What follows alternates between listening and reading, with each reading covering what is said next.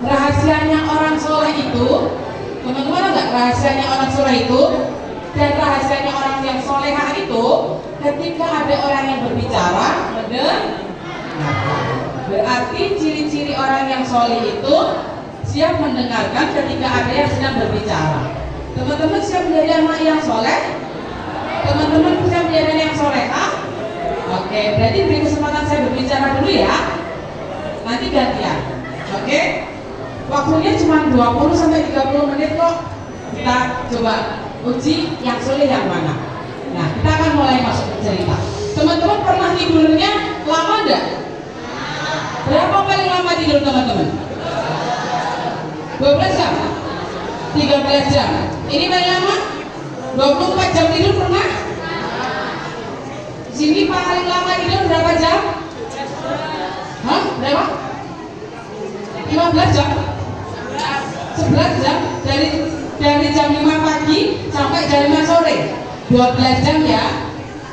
Habis sahur, setelah subuh, terus tidur sampai nanti jam 5 baru bangun. Oke, itu paling lama. Tapi ini ada kisah yang paling lama tidurnya. Kisah apa? Tidurnya sampai 309 tahun. Sudah pernah mendengar kisahnya? Sudah pernah? Sudah pernah ya? Sekarang saya ulangi aja, berarti kalau sudah ini kan jawab pertanyaan. Oke. Yang sudah pernah siap untuk menjawab pertanyaan ya? Oh siap.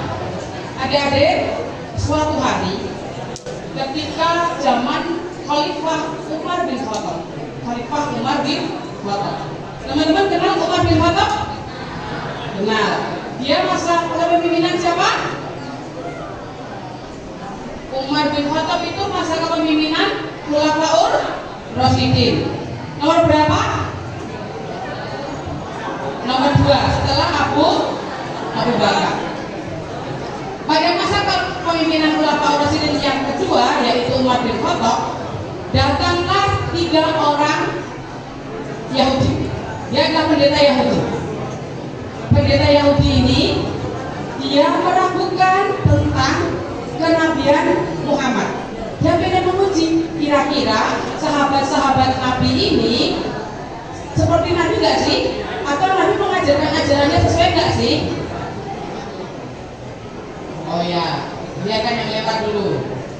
Kemudian datang 3 orang Yahudi tadi, datang ke rumahnya Umar bin Khattab. Wahai saudaraku, apa yang menyebabkan kalian bertamu ke rumahku sehingga kalian menemui kami? Apa kata Umar bin Khattab? Kemudian 3 orang pendeta tadi, orang Yahudi tadi, saya kesini bertanya ke rumah engkau karena saya ingin mengajukan 5 pertanyaan. Ada berapa pertanyaan? 5 pertanyaan. Sekarang pertanyaan pertama, nanti dijawab dulu aja ya. Pertanyaan yang pertama, kapan pintu surga itu dibuka? Pertanyaan yang kedua, kapan pintu surga itu ditutup? Pertanyaan yang ketiga, coba sebutkan atau jelaskan kuburan yang berjalan bersama penghuninya. Yang nanti yang bisa jawab, bantu Umar jawab ya. Yang keempat, pertanyaan yang keempat, ada seorang pemimpin yang bukan dari manusia dan bukan dari jin, tetapi dia bisa memimpin umatnya.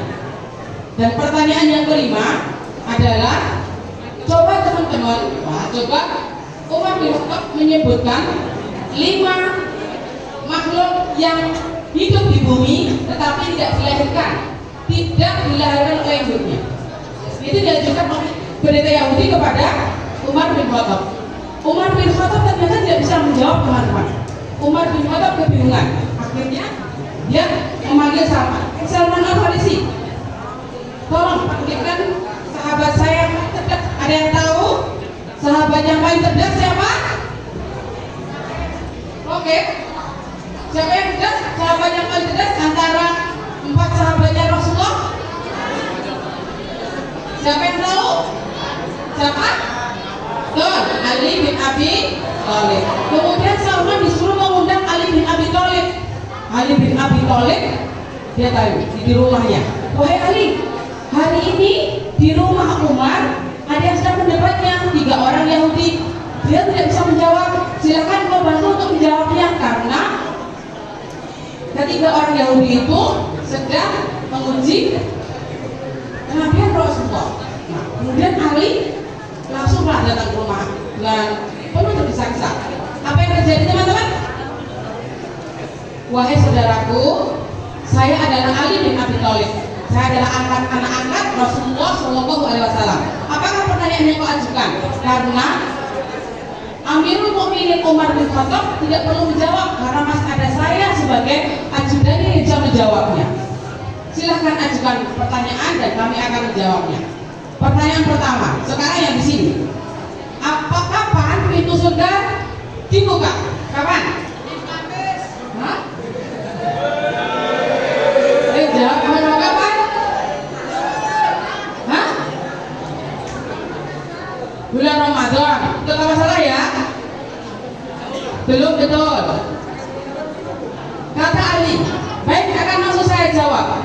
Pintu surga dibuka dengan kata ketika orang mengucapkan La ilaha illallah Muhammadur Rasulullah. Jadi ketika teman-teman banyak mengucapkan La ilaha illallah Muhammadur Rasulullah, maka pintu surga itu akan terbuka. Itu apa namanya? La ilaha illallah Muhammadur Rasulullah. Syahadat. Perbanyaklah mengucapkan kalimat syahadat, maka surga akan dibuka lebar-lebar oleh Allah. Pertanyaan yang kedua, sebelah sini. Pertanyaan yang kedua, kapan pintu surga itu ditutup? Bulan Ramadan. Kalau bulan Ramadan, ada yang jawab? Pintu surga itu ditutup apa, Mas?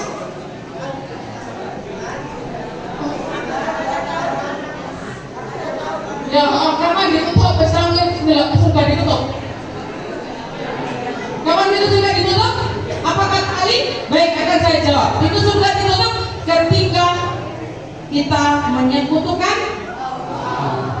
berarti kita menyembah selain Allah, maka pintu surga itu akan ditutup. Berarti dosa yang paling besar sehingga kita tidak bisa masuk surga adalah syirik. Tahu syirik? Boleh nggak menyembah selain Allah, mengakui bahwa ada kekuatan selain Allah yang paling hebat? Berarti pintu surga akan tertutup ketika kita melakukan syirik. Yang ketiga, kalau masih ini nih, sebab ciptakan kuburan yang berjalan bersama penghuninya. Dia pintar. Nabi Yunus dimakan siapa? Bangga. Oh bukan, Nabi Yunus ya. Nabi Yunus bersama ada ikan paus memakan Nabi Yunus, dibawa keliling ke samudra sampai 40 hari. Karena Nabi Yunus terus mengucapkan La ilaha illa anta subhanaka inni kuntu minadh dhalimin, minta sama Allah diampuni dosanya, sehingga pada waktu itu ikan pausnya bisa bersih dan Nabi Yunus terpental sampai ke jauh agak sana dan mendekati pantai. Jadi kuburan yang berjalan bersama penghuninya adalah Nabi Yunus bersama ikan paus yang ada di dalamnya Nabi Yunus. Pertanyaan yang keempat, ada seorang pemimpin, ada pemimpin yang bisa memimpin umatnya, tetapi bukan dari bangsa manusia dan bukan dari bangsa jin. Kira-kira ada yang tahu teman-teman di sini? Ada loh. Ada nggak? Nabi Muhammad sudah tahu itu dan mereka meragukan. Kemudian dijawab oleh Ali. Dia adalah semut Nabi. Semut Nabi Sulaiman. Pada saat Nabi Sulaiman itu mau berpindah, mau datang ke tempatnya Ratu Balkis, ada lembah semut. Kemudian semut memimpin, dan Raja Semut mengatakan, wahai rakyatku, silahkan masuk ke dalam lubang karena akan ada kelompok dari Nabi Sulaiman lewati sebelah sini. Biar nanti kalian tidak terinjak. Itu adalah pemimpin yang bukan dari bangsa manusia dan bukan dari bangsa jin. Pertanyaan yang kelima, Yang putri-putri, pertanyaan yang kelima. Ada 5 makhluk yang hidup di bumi tetapi tidak dilahirkan. Siapakah beliau? Ada yang tahu? 5? Hah? Yang tahu? 1, Nabi Adam. 2, Siti apa? Siti apa? Siti Hawa. Terus yang ketiga Maryam dilahirkan. Yang ketiga apa?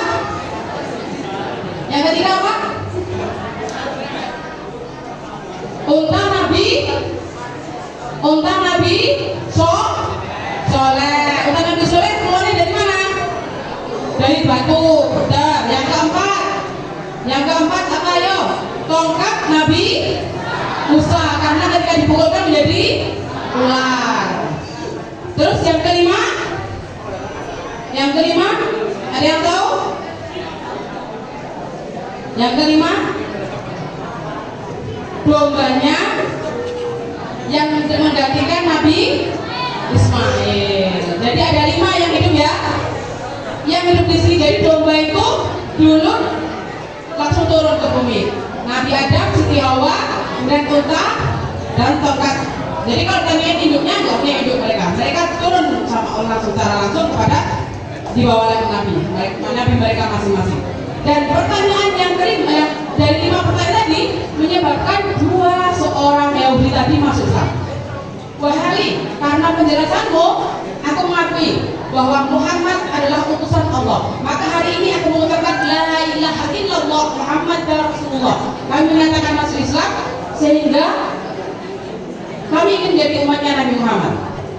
Tapi ada satu lagi Yahudi yang belum bisa menerima. Oh, tunggu dulu Ali. Kalau kamu belum bisa menjelaskan tentang kisah Ashabul Kahfi yang sesuai dengan Al-Quran, maka aku belum bisa mengikuti ajaranmu. Siapa yang pernah mendengarkan kisah Ashabul Kahfi? Kita akan cerita ya, adik-adik. Ashabul Kahfi ini pada masa 111 Masehi, ketika Nabi Isa sudah diangkat oleh Allah dan Nabi Muhammad belum lahir. Jadi masa antara Nabi Isa dengan Nabi Muhammad itu ada kisah namanya pemuda yang hebat, pemuda yang mempertahankan akidahnya, sehingga sampai sekarang kita mengenal tentang akhirat. Kita mau bercerita, adik-adik. Ashabul Kahfi ini hidup di masa 111 Masehi dan ada di kota Afsus. Di mana, Dek? Kalau sekarang namanya Turkus. Itu ada di daerah Romawi. Adik-adik ke sana di daerah Romawi, coba cari negara kota Turkus. Nah, itu adalah kota peninggalan Ashabul Kahfi. Di sana, kalau dulu namanya Efesus, sekarang udah Turkus karena sudah menyembah, mereka udah ada gereja-gereja di sana. Jadi diganti Turkus. Kalau Afsus, di sana itu ada satu negeri dipimpin raja yang sangat hebat. Tapi dalam waktu yang singkat, ternyata raja ini meninggal dunia. Kemudian raja ini sakit meninggal dan wafatnya raja dikenal oleh Raja Persia. Pada saat itu Raja Persia yang bernama Dikianus, siapa namanya? Nah, namanya us-us ya, karena orang Romawi semuanya pakai us-us dan sampai sekarang. Dikianus, Raja Dikianus yang sangat kejam dan dia ingin menguasai kota Efesus, maka beliau mengumpulkan semua pasukannya menyerang Efesus. Apa yang terjadi dari Efesus lumpuh karena diserang oleh orang Persia. Di sana, ini sesuai ya.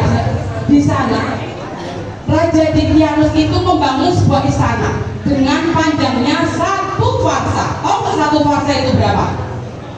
Panjangnya 1 farsa, lebarnya 1 farsa. 1 farsa itu setara 5,6 km.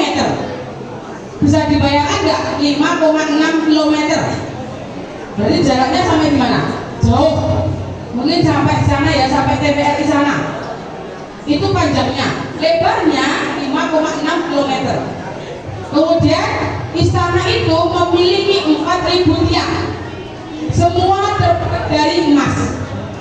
4.000 tiang dan dihiasi dengan 1.000 lampu yang dikelilingi oleh emas campur tembaga. Bisa dibayangkan seberapa kayanya Raja Dicyanus sehingga membangun istana yang dari emas. Tahu gak adik-adik? Pada saat itu beliau membuat singgasana. Singgasananya itu selebar 80 hasta. Di samping sebelah kiri dia sudah mendudukkan ada 80 anak muda yang dipakai baju sutra warnanya merah dan celananya warnanya hijau. Sutra berarti kalau sutra sangat mahal kalau di Arab sana. Bajunya sutra, kemudian dia pakai mahkota yang dari emas. Sebelah kiri juga ada 80 pemuda yang dipakai baju warna sutra merah dan sutra hijau. Bisa dibayangkan pada saat itu kekuatannya sangat luar biasa. Kemudian di pinggir istana sebelah timur itu dijaga 180 tentara. Sebelah barat itu 180 tentara. Dan tahu deh, mahkotanya Raja Dicyanus terbuat dari cetakan emas murni, dikelilingi oleh mutiara dengan 9 pucuk. Tahu nggak kalau mahkota ada pucuknya tak? Dan di atas pucuknya semua ada lampu berkilauan, ada mutiaranya. Bisa dibayangkan seberapa megahnya kerajaan Raja Dicyanus. Tetapi Raja Dicyanus itu punya enam pemuda namanya, yaudah bagi namanya. Satu yang sebelah kanan namanya Tamliko, yang kedua Muxalmina, yang ketiga Muxalmina. Terus yang sebelah kiri Martulius, Kaitus, dan Sadarius. Nah nanti detekoni yang sebelum kami jadi sopok. Satu Tamliko, terus seperti Muxalmina, Martulius, Kaitus, dan Sadarius. Satu lagi penggembala. Satu lagi seorang pengembala. Jadi 6 orang itu adalah pemuda menteri yang ada di kerajaan Raja Dicyanus. Adik-adik, karena setiap hari raja itu merasa terjaga, merasa hebat, akhirnya dia mengakui dirinya seolah Tuhan, sehingga menyatakan diri bahwa aku adalah Tuhan yang layak disembah.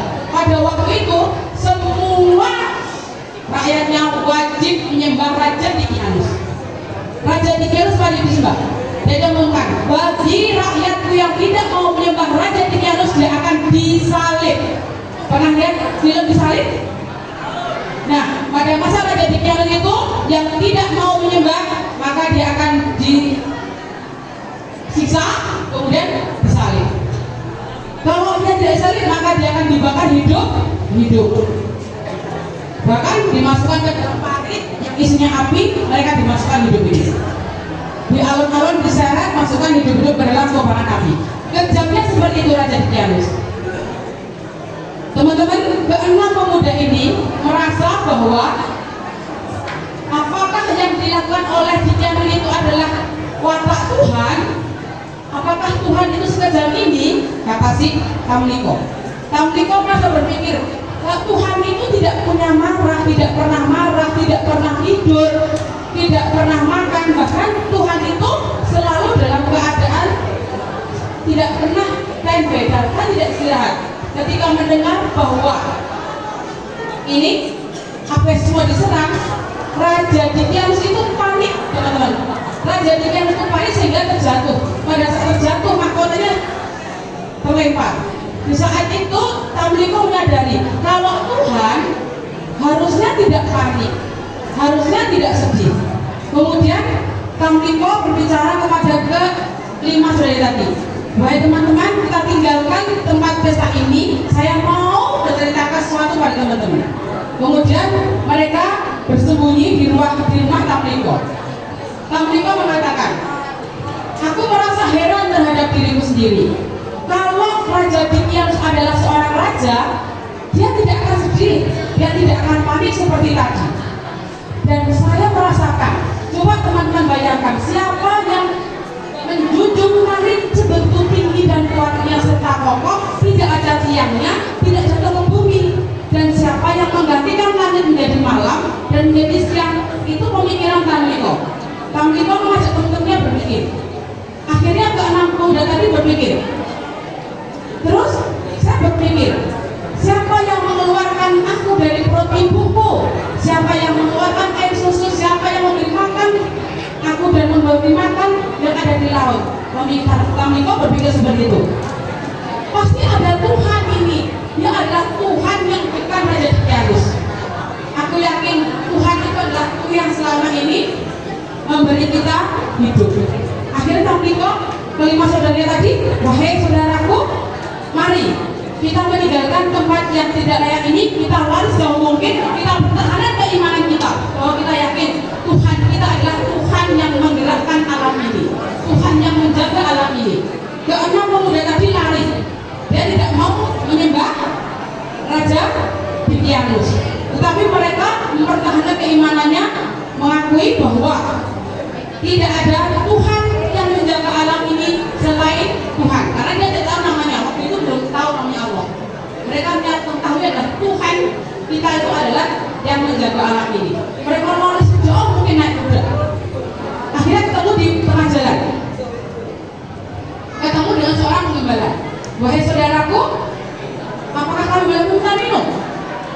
Sementara kami sangat kelelahan dan kehausan.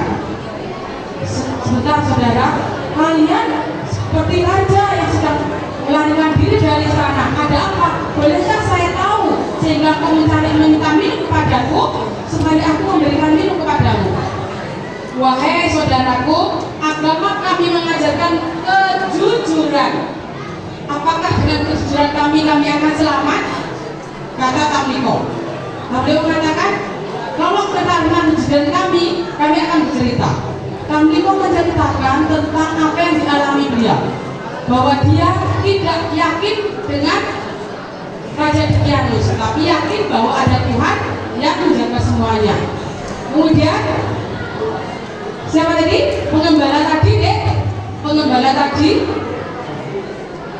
ikuti si keenam tadi. Wahai saudaraku, bolehkah aku ikut dengan kalian?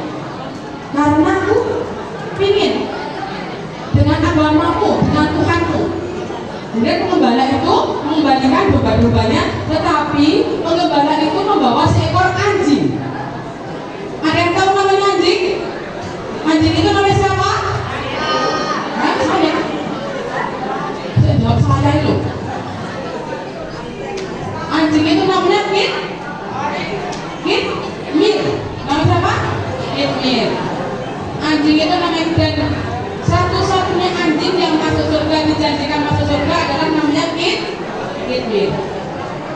Adik-adik masih mendengarkan apa udah capek? Jamnya mana sih? Oh ya, terakhir aja ya adik-adik. Kemudian mereka masuk dalam gua. Di gua itu sama Allah karena kelelahan ditidurkan. Berapa tahun? 309 tahun. Kemudian dihidupkan lagi setelah 309 tahun, tetapi mereka bingung, wajah kita berubah ya, wajahnya jadi berbeda. Kok nggak seperti waktu kita tidur? Sekarang udah ada, ininya sudah putih semua. Mereka saling berpandang. Dah, kita nggak usah teruskan karena waktunya mau habis. Adik-adik, apa yang bisa kita ambil dari kisah Ashabul Kahfi? Ayo tanya, apa yang membuka pintu langit, pintu surga? Pahami? Apa mas? Ya, oke, yang menutup surga? Sirik. Kuburan berjalan? Nabi Yunus. Terus tadi ada yang terakhir 5 makhluk yang tinggal di bumi yang tidak dilahirkan. Apa ya? Yang terakhir 7 pemuda tadi mengajarkan kita bahwa adanya alam akhirat. Kalau mereka tidak tidak tahu, tidak menemukan Ashabul Kahfi ditidurkan kemudian dibangunkan lagi, mereka tidak percaya bahwa Allah akan menidurkan kita di dalam kubur dan Allah pun besok akan membangunkan kita di dalam setelah itu di hari kebangkitan. Makanya Ashabul Kahfi ini yang diambil adalah satu, Allah mengenalkan alam akhirat melalui Ashabul Kahfi. Yang kedua, pemuda yang keteguhan iman, berani menjaga imannya, maka Allah menjanjikan masuk surga. Maukah ini semuanya pemuda ini menjadi pelopor yang masuk surga pertama? Ya tentunya sekarang menguji juga ya, tidak harus pemuda. Nah, silahkan penuhi masjid, banyaklah ke masjid supaya kita menjadi orang nomor satu yang masuk surga. Oke teman-teman, karena ceritanya nggak bisa berlanjut ya, soalnya udah habis, memang panjang nih Ashabul Kahfi. Oke, yang penting yang bisa kita ambil adalah cerita dari Ashabul Kahfi adalah nama-nama Ashabul Kahfi dihafalkan ya, karena itu biar teman-teman bisa berpengalaman. Oh ternyata Ashabul Kahfi itu punya nama. Ya, oke. Teman-teman terima kasih. Semoga yang pendek ini bermanfaat untuk teman-teman. Ya, yang kecil ini bukan yang pendek, yang pendek ceritanya maksudnya, bukan yang pendek yang lainnya. Pendek ceritanya bermanfaat ya teman-teman. Oke, kita akhiri ya.